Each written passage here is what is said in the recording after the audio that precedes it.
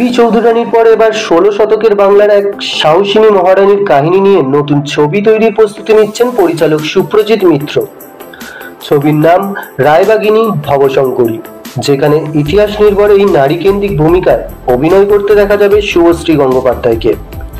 ইতিমধ্যেই প্রি প্রোডাকশনের কাজ শুরু হলেও বাকি কাস্টিং নিয়ে চলছিল জোর জল্পনা। ইন্ডাস্ট্রির অন্ধমহলের খবর, এই পিরিয়ড ড্রামার দুই গুরুত্বপূর্ণ পুরুষ চরিত্রে দেখা যেতে পারে আবির চট্টোপাধ্যায় ও জিতু কামালকে। গুঞ্জন অনুযায়ী জিতু ধরা দেবেন পাঠান শাসক ওসমান খান লোহানীর চরিত্রে, যিনি ভবশঙ্করীর জীবনে অন্যতম প্রধান প্রতিপক্ষ।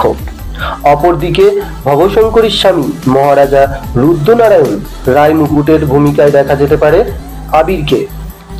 চমক এখানেই শেষ নয়, সম্ভাব্য কাস্টে আছেন কৌশিক গঙ্গোপাধ্যায়, কৌশানী মুখোপাধ্যায়, কৌশিক সেন এবং টলিউড সুপারস্টার জিৎ, যিনি সম্রাট আকবরের চরিত্রে অভিনয় করতে পারেন বলে শোনা যাচ্ছে। যদিও পরিচালক সুপ্রজিৎ মিত্র এই সমস্ত গুঞ্জনকে ভিত্তিহীন বলে উড়িয়ে দিয়েছেন। তিনি জানিয়েছেন, আমি আপাতত দেবী চৌধুরানী নিয়ে ব্যস্ত। সুপ্রজিৎ জানালেন, দেবী চৌধুরানী নিয়ে গবেষণার সময় ভবশঙ্করীর কাহিনীর সন্ধান পান তিনি, এবং এখান থেকেই তৈরি হয় কুইন্স অব বেঙ্গল টিলজির দ্বিতীয় অধ্যায়। এই সিনেমার মাধ্যমে আবারও বাংলার পর্দায় উঠে আসতে চলেছে এক নারীর অপ্রতিরোধ্য লড়াই ও রাজ্য রক্ষার অন্যান্য ইতিহাস।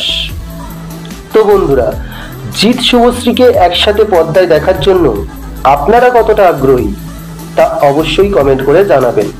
ভিডিওটি যদি ভালো লেগে থাকে তাহলে লাইক ও শেয়ার করবেন, এবং প্রতিদিন নতুন নতুন ভিডিও পেতে অবশ্যই চ্যানেলটিকে সাবস্ক্রাইব করবেন। ভিডিওটি শেষ পর্যন্ত দেখার জন্য ধন্যবাদ।